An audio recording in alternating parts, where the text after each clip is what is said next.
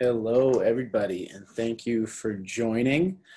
Today, I'm going to be talking about observability. So we'll go ahead and kick this off. My name is Kaveh Karimiyanha, and I'm a technical account manager here at Lightstep. I previously worked as a software engineer at Humana, but I found that I like to talk too much, so I wanted to get more client-facing. And now I get to solve really technical issues across a variety of stacks and a variety of verticals, which has been really fun for me and really cool.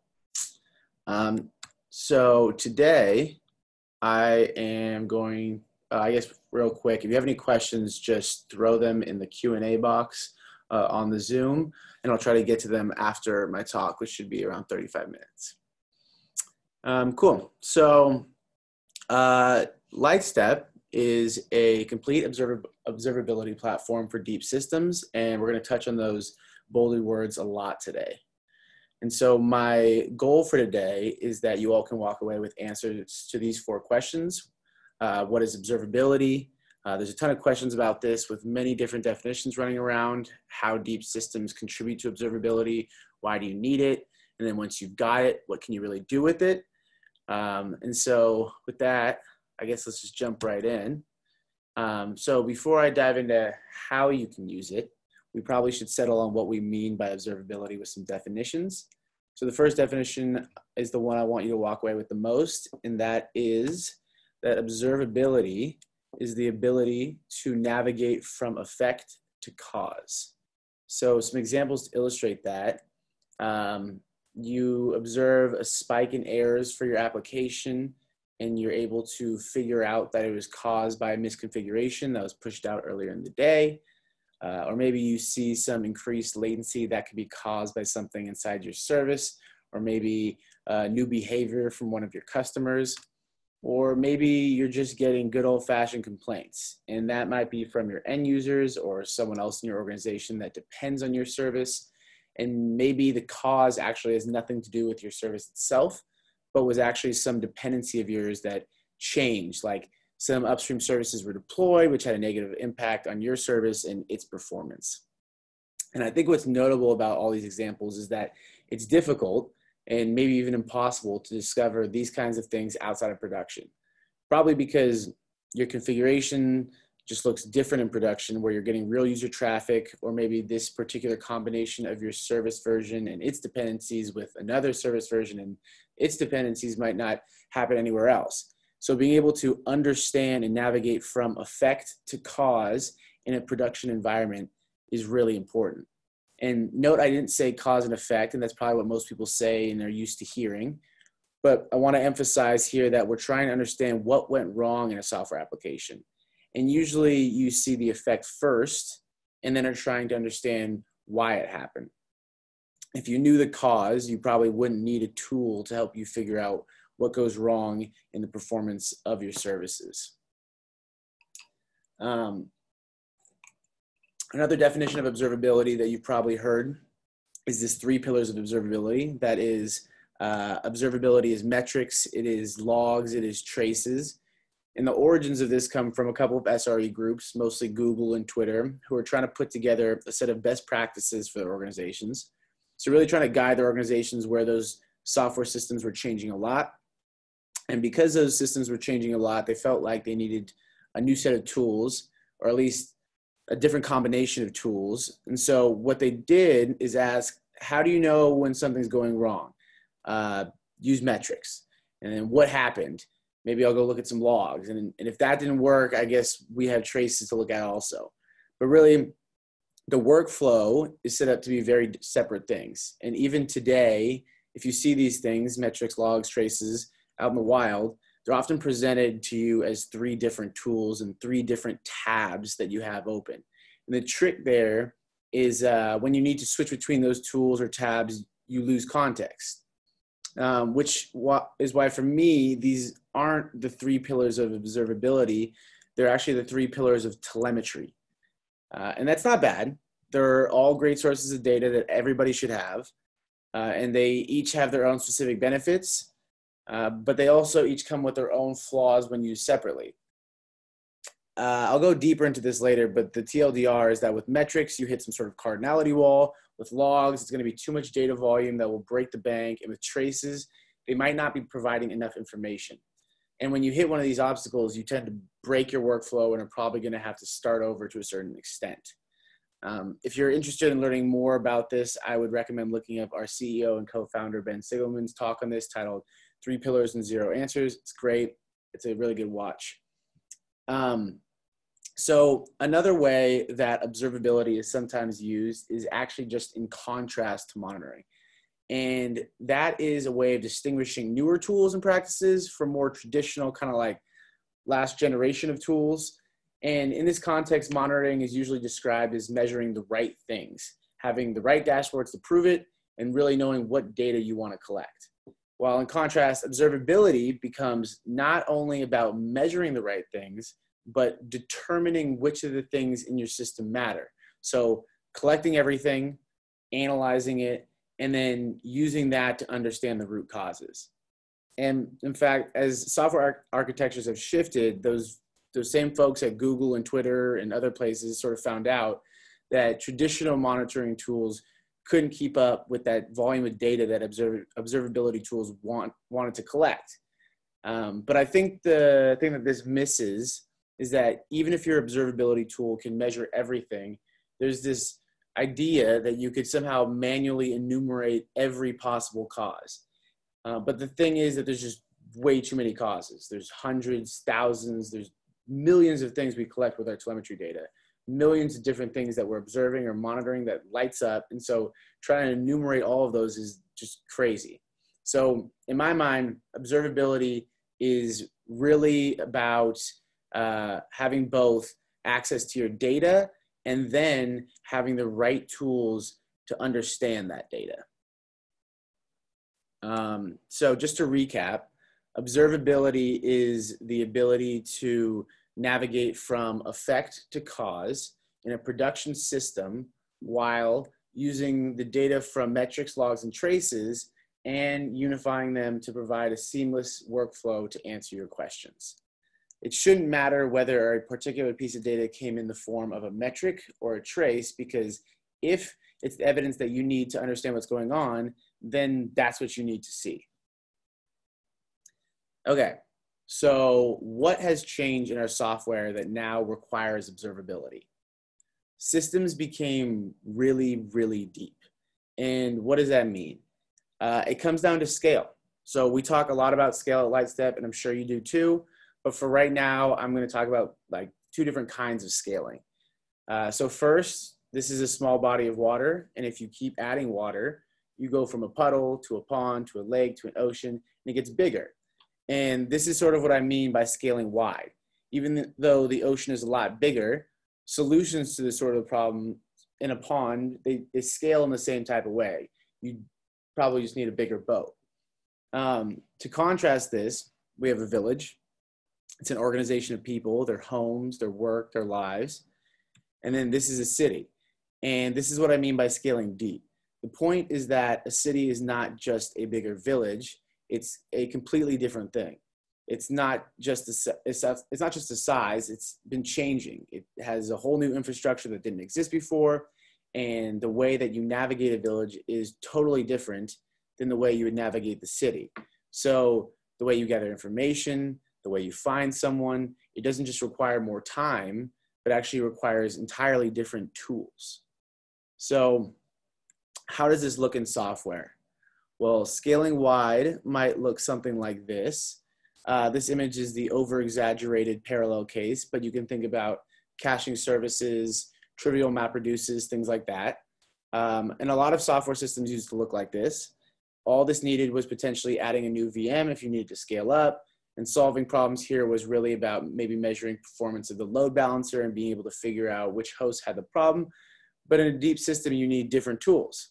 So in this example, we have 4 layers of deep services, 4 layers deep of services. And with this type of depth, you really get sort of like a fan out. And if you're thinking about yourself as a source at the top, you depend on not just one layer below you, but all of those layers below you.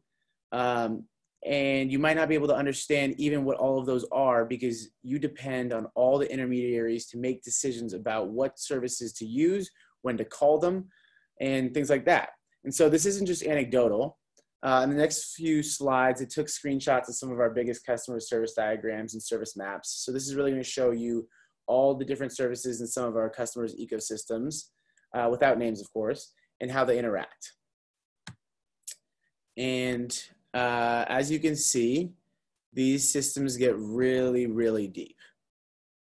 The point here being that microservices at scale aren't just wide systems, they are actually deep systems.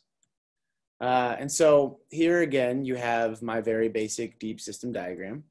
And as a service team owner, you are explicitly responsible for the service team at the top, but you are implicitly responsible for all the things downstream. And having the ability to see that an issue is further down the stack can save you and your team engineering hours, which in turn saves dollars, possibly lots of dollars. And so, I don't know, to illustrate this more effectively, let's paint this in reality. We have here, again, similar image, but now you can think of this as your org chart. If you want, it's actually probably more about the way that your services are organized, and maybe that reflects your org chart. If you believe in Conway's law, we find that a lot of time it does. So really you have something at the top, which is maybe a mobile app, single page app, whatever it is, that's what your users see. And then that is going to depend on a couple of other systems. Maybe those are load balancers. Those in turn are going to depend on API gateways, proxies, more backend systems, and eventually some storage systems, other things down at the bottom of the stack. The problem is that you as an individual or as a single team working within this big organization, you can control one piece of this, right? And by control, I mean, what code can you actually roll back? At the same time, you're ultimately responsible for everything below you in this stack. So these things can all affect the performance that your users see. You're responsible for the behavior. But this gap between what you can control and what you're responsible for is a huge source of stress. And with a deep system, as this fan out increases and as the depth increases, you're responsible for more and more while only really having the same level of control. So the goal of Lightstep, and more generally observability, is to bring these lines closer together, your stress level and what you can actually control. And what I've realized working as a software engineer and now working with companies that are all different sizes, tech stacks, architectures, et cetera, is that we all have deep systems. Apologize while I drink some water. So with deep systems, what type of things do we hear people say? Don't deploy on Fridays.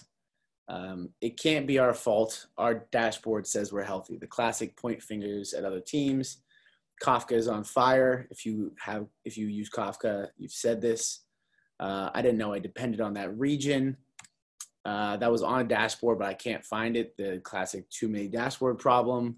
So these are sounds of uncertainty, of a lack of knowledge of how the software works, or a lack of information about how the system is behaving. All sounds of stress. So what does this mean for your current tooling? For something like dashboards that you can always create more of, you're putting the burden on humans to be able to sift through and understand what's there. You're also relying on humans setting up those dashboards in advance and hoping you're tracking what matters. But even if you are tracking what matters, they only tell you what happened, not why. And the worst part of dashboards, the really pernicious component to it, is that many people join a team and start to believe dashboards as the truth. That if it's not in the dashboard, that it is not important. And therefore, if a problem can't be explained by what's in the dashboard, then it just can't be explained. And I know I've experienced that. That's really dangerous because these systems are changing. There's a lot of causes that might not have necessarily been tracked before. For logs, we mostly see similar problems of relying on humans to sift through them. They are the most time-consuming out of all the telemetry data and can be very expensive. Like, imagine if you were to encourage a team to log as much as possible, which, to be fair, would be awesome, but they would eventually hit a limit to which they can pay for. And when we think about the consequences of these tools, we face more time responding to incidents, more time trying to understand what's going on with your latest release, which is tough from an engineering point of view because developers love to code, as they should. As your organization grows or as it ages, there's going to be some knowledge that's not written down, and tribal knowledge is really scary when you're paged at 3 a.m. and you need to solve an incident independently. And of course, this all can impact your business in a lot of ways, through reputation and revenue, overall fatigue, morale in your org, etc. However, now that we understand these deep systems, I do have some bad news. Your stack is going to continue to grow, and unfortunately, not the good kind pictured here, covered in syrup and butter. I'm not talking about whether you're a Python shop or if you're using Java. Really, I'm talking about how the software that you and your team develop fits together with software developed by the rest of your organization or by others outside of your organization. If your org is already migrated or even started to migrate to microservices, then I'm sure you know what I'm talking about. Your team and your services are just a cog in this giant machine. And maybe you have a diagram like this that tells you how your services fit in that machine. And maybe you're already building on Kubernetes or Lambda, but even if you're not doing these things, no one builds and deploys software in isolation anymore, which means even if you aren't yet using Kubernetes or using serverless, chances are you still have a deep system. There is still software that you didn't write and don't control, and that could be for a lot of reasons. It could be because you're building on the cloud using some hosted storage system, or it might be because you're either deployed or using managed open source software solution as part of your production system. There's a depth here that is beyond what you otherwise can control. And it might just be because you're using some third-party APIs to build part of your application. No one builds software in isolation anymore. That would be crazy. So you should use a third-party messaging service, a third-party mapping service, whatever it is. The point is that all of these things lead to distinct layers of distinct ownership right back to that beautiful pyramid here. And you might be the service on top. You could also be the service in the middle. It really doesn't matter. In fact, it might actually be worse for you in the middle in that you're kind of caught between a rock and a hard place. But you and your organization have created these interdependent components, and you need something to help you understand that interdependence. And that's the heart of what observability means. Okay, so let's talk about observability in action. If you're not working on deep systems, I guarantee you will be soon. And so we're going to take a more pragmatic view and talk about what observability can do for us. So to me, it's all about the use cases. If you have an effective observability platform, you'll see that in how your team works. Think about deployments. Every developer does deployments. This is how you get your hard work out. You write code, deploy, iterate, and deploy some more. Or an on-call response team or protocol. Every organization has incidents to respond to and needs a way to deal with them. And you'll also want to make sure that when you have time to step back and think about your system as a whole, you'll want to improve performance or maybe reduce costs. And all use cases that can highly utilize an observability solution. So I want to walk through one of these in a bit more detail and talk about deployments. Again, this is something you're doing, or at least hoping to do every week, maybe even every day.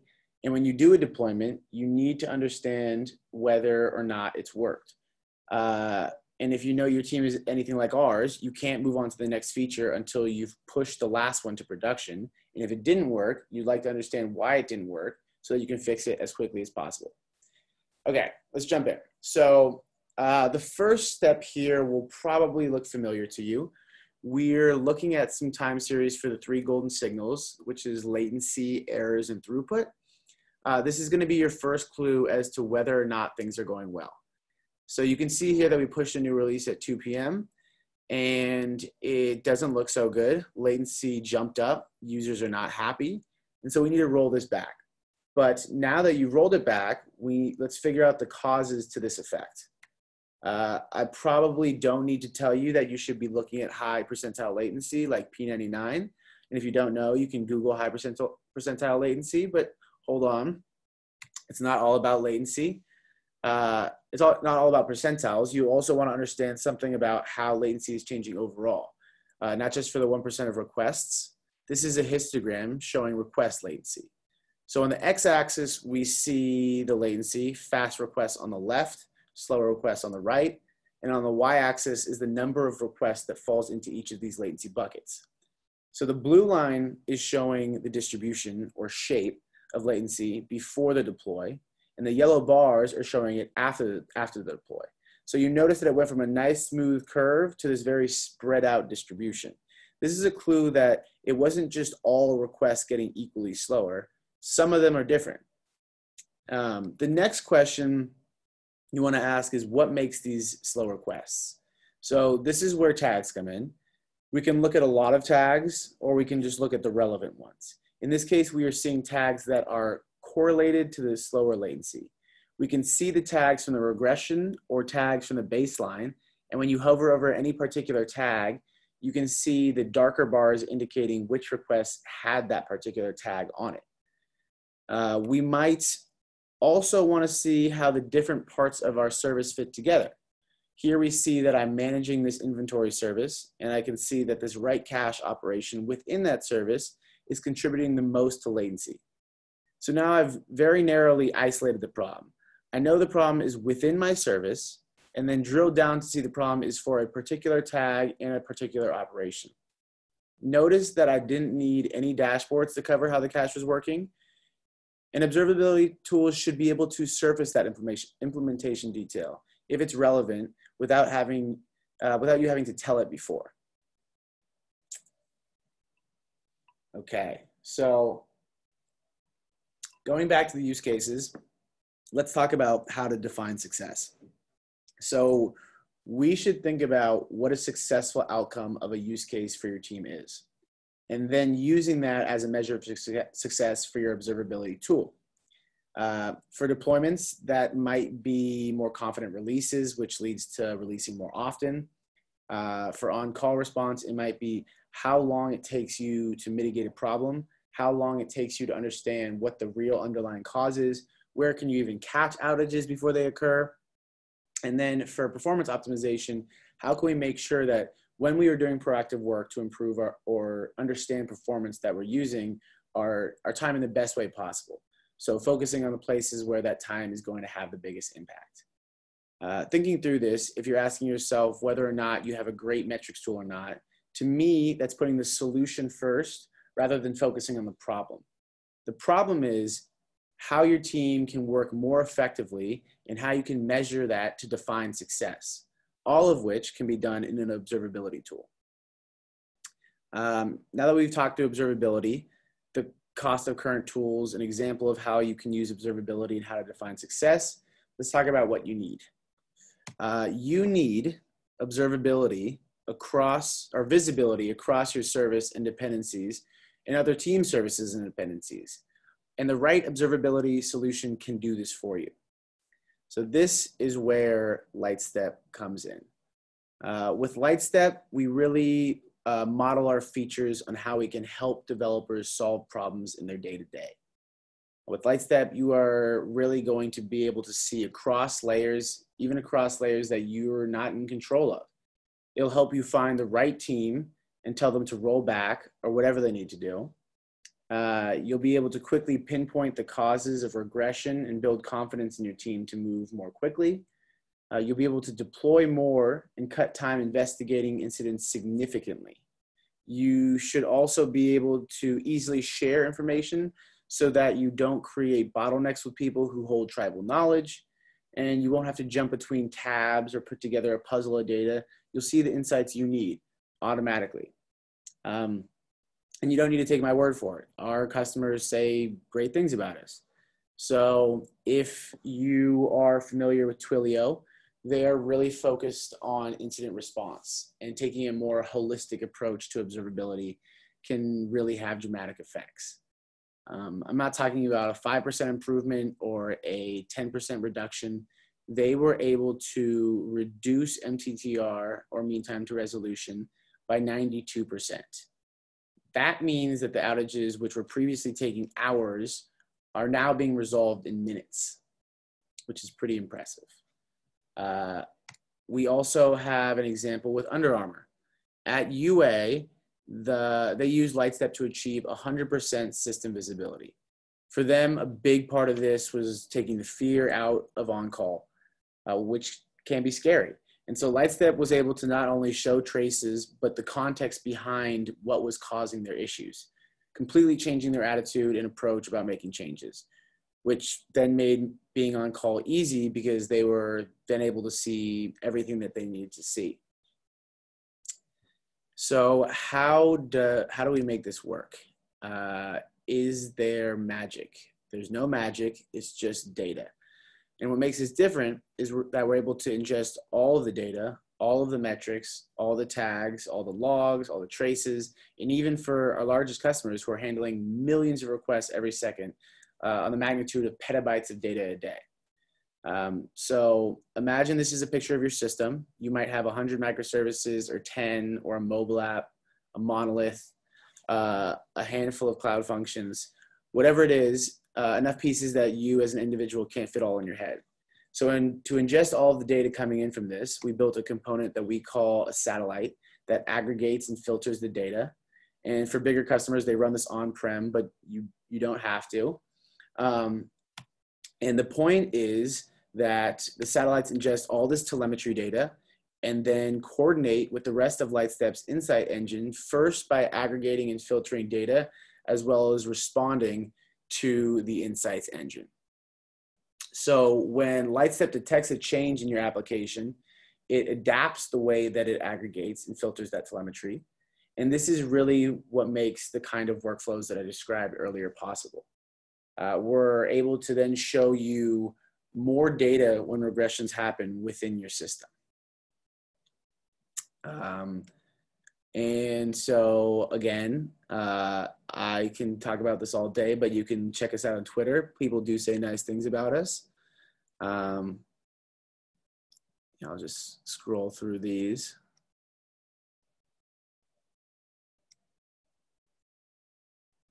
Awesome. So if you are anything like me and need to learn by doing, we have this really cool sandbox environment with great demo data where you can practice observability and play with Lightstep. We've built a series of challenges that can help you explore the different use cases and workflows that might make an impact to you day to day. So that is at lightstep.com/play. And yeah, it's a great sandbox to go and try all this stuff out. That is the extent of my presentation. So thanks for listening. And with that, I will finally pause and take a sip of water and then open it up to questions. Cool. Let's see. Sorry, let me find where these questions are. Apologies for this. All right. Okay, so first question. How is observability different from APM? I think this goes back to the slide that I talked about with like monitoring and observability and the differences there. Monitoring is going to kind of have a lot of the signals, but not a lot of the, not going to tell you a lot about the cause. And so what observability is really trying to do is take all of that data in aggregate and kind of surface some really powerful insights and surface those causes to you. Whereas a typical APM tool will kind of just, it's kind of built for flatter systems and more in a monitoring space. And so I think that the big thing for observability is that it's kind of provides you with, I think it's more about those insights that it can surface to you. Okay, here's another question. Is there an open source component of Lightstep? There is, in a way. So I guess I can go back to this slide. The satellites are an on-prem piece that you deploy in your VPC or data center or wherever. Our product is obviously the SaaS product that you would use, but to actually get telemetry data to those satellites, you would instrument your different services, your monolith, your serverless functions with something called open tracing, which is an open source way to kind of generate this telemetry data. Moving forward, so open tracing was actually founded by our CEO, Ben Sigelman, as well as a couple others. And that's now merging into open telemetry, which is there was two standards out there, open tracing and open census. And those are now merging into open telemetry to kind of give a standard way across all this telemetry data to generate it. And then from that piece, you can point towards any observability solution you want. And so we at Lightstep really believe in being vendor neutral. You'll be able to instrument your different services and then report that data to us or any observability solution that you choose. We obviously do hope that you choose us. But yeah, that is the open source component of Lightstep, which really does remove a burden of having kind of like you're tied to one vendor once you buy in. That's not the case because you can just point your telemetry data to any of the observability solutions that have bought into OpenTelemetry, which today is most of them. Okay, let's see what other questions we have here. How are traditional monitoring platforms different from Lightstep? I think this kind of goes back into the observability different than APM. Lightstep really is taking an approach of, we believe that these causes are found in aggregate. And so trying to look at all this data in aggregate and surfacing certain things. So in that deployments feature that I was just showing you earlier, which I won't go back to, I'll just go back to this slide. The correlations feature there is taking a look at all of the tags from all the different telemetry data flowing in the system and trying to surface ones that seem abnormally slow or seem like they might be interesting to you, because there is a lot of noise out there and we want to kind of sift through that noise and surface the needle in the haystack. So that's the difference between traditional monitoring versus what Lightstep is trying to do. And so we're really trying to look at all that data in aggregate and just provide you with, really quickly, data points that will help you kind of do your root cause analysis and figure out what's going wrong in your system. So a lot of our features and our product are built around that. That is right up against my time, but I'll try to grab some of these other questions and kind of email blast them out. Thank you all for listening today. And yeah, appreciate it. Have a good one.